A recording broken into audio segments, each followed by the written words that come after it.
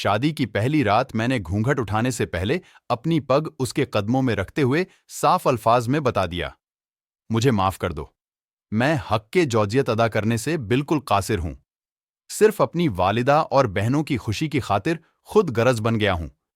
उसने वो पग मेरे सर पर रखते हुए कहा, आप जैसे भी हैं, मेरा सुहाग हैं, मेरा नसीब है। मुझे अब आपके साथ ही रहना है। उस दिन के बाद उस अल्लाह की बंदी ने मेरे साथ 30 साल गुजारे। मेरे घर वालों की हर बात बर्दाश्त की, बांझ होने के ताने भी सुने, मगर मेरा पर्दा रखा। कब्रिस्तान में कदम रखते ही एक महक ने इस्तकबाल किया। ये खुशबू उससे पहले कभी नहीं सूंघी थी और ना महसूस की थी। मैं हर जुमे को सुबह फज्र की नमाज के बाद अपने वालिद साहिब की कब्र पर जाता, फातिहा ख्वानी करता और वहां से ही अपने ऑफिस चला जाता।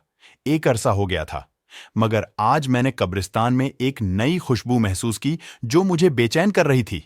यह खुशबू किसी तरह से भी दुनियावी खुशबू नहीं लग रही थी। बहरहाल मैं वालिद साहिब की कब्र पर पहुंचा तो उनसे चंद कदम के फासले पर ही एक कब्र बनी थी। ताज़ा फूल और चादर से अंदाजा लगाना मुश्किल नहीं था कि 2 या 3 दिन पहले ही यह कब्र बनी है। वालिद साहिब की कब्र से फारिग होकर जाते हुए उस कब्र पर फातिहा खाने के लिए रुक गया। फातिहा खाने के दौरान महसूस किया कि खुशबू इस कब्र से ही आ रही है। कंफर्म करने के लिए कब्र की मट्टी मुट्ठी में भरी तो एकदम ठिठक गया। कब्र की मट्टी ठंडी थी जैसे नम हो, जबकि मट्टी बिल्कुल खुश्क थी और कमाल हद तक ठंडी थी। बहरहाल मट्टी को वहीं कब्र पर फेंक दिया और हाथ झाड़ने के बाद चल पड़ा। भाई की दुकान खोली। पहला गाहक आया, उसको सामान दिया तो उसने कहा, जमान भाई, आज खुशबू तो बहुत कमाल की लगाई है। खुशबू? कौन सी खुशबू? तो उसने कहा, जमान भाई, खुशबू आप लगाते हो और पूछते हमसे हो कौन सी खुशबू? बहुत भले मानस आदमी हो आप। यह कहते हुए वह चल पड़ा। मैंने जब अपने हाथ को सूंघा तो वही खुशबू मेरे हाथ से आ रही थी। तमाम दिन मैं उस खुशबू को महसूस करता रहा। हाथ धोने के बावजूद भी मेरा हाथ मुअत्तर रहा। अगले दिन हफ्ते को भी मैं ना चाहते हुए कब्रिस्तान चला गया, वालिद साहिब की कब्र पर। फातिहानी के बाद उस कब्र पर फातिहानी की। किसकी कब्र है? यह कौन है जो इस कदर नेक है, जिसकी कब्र ठंडी और खुशबूदार है? ऐसा कौन सा अमल कर दिया कि इतना बड़ा इनाम पा लिया? इस बात ने मुझे बेचैन सा कर दिया। गोरखन से इस कब्र के मुताल्लिक पूछा तो उसने बताया कि खातून की कब्र है। यह जानकर और भी हैरत हुई कि औरत को इस कदर शानदार मुकाम कैसे मिला। अगले दिन इतवार था, देर तक सोने की आदत होने के बावजूद सुबह फज्र की नमाज के वक्त उठ खड़ा हुआ और कब्रिस्तान रवाना हो गया।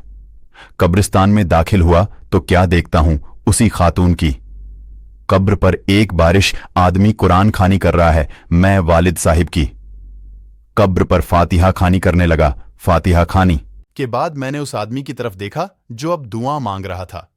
जैसे ही वह दुआ से फारेग हुआ तो बाहर की जानिब चल पड़ा। उसको जाते देखकर मैं भी उसके पीछे हो लिया।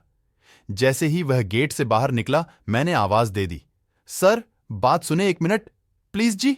फरमा, सर मैं माजरत चाहता हूं, मैंने आपको तकलीफ दी, मगर मैं आपसे एक बात पूछना चाहता हूं, अगर आप इजाजत दें तो। जी आप पूछे क्या बात है?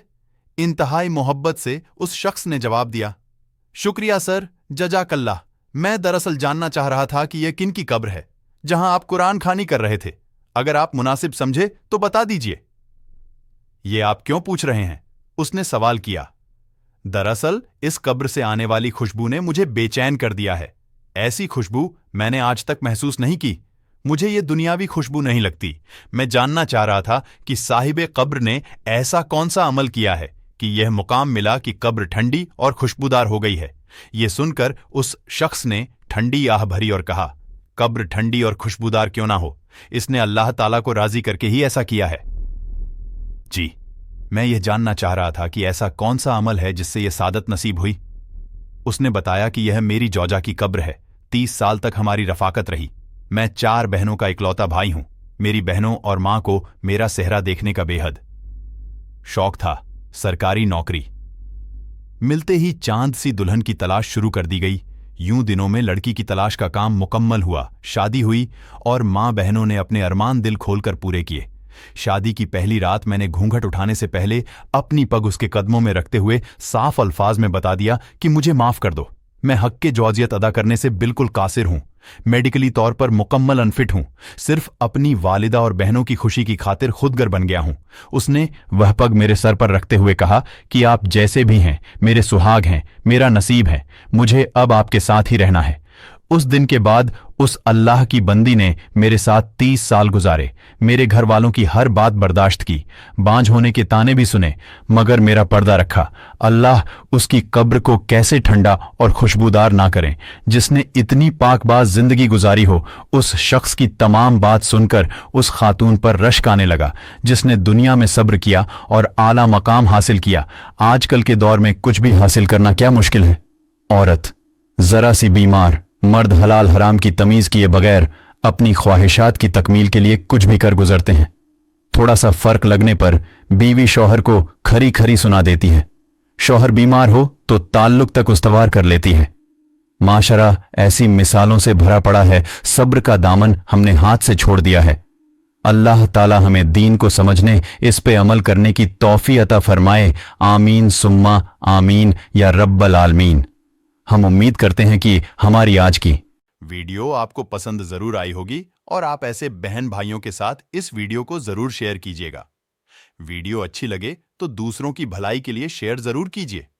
अल्लाह हम सबको हिदायत दे और अपने माँ बाप का एहतराम करने की तौफीक अता फरमाए। आमीन। अगर आप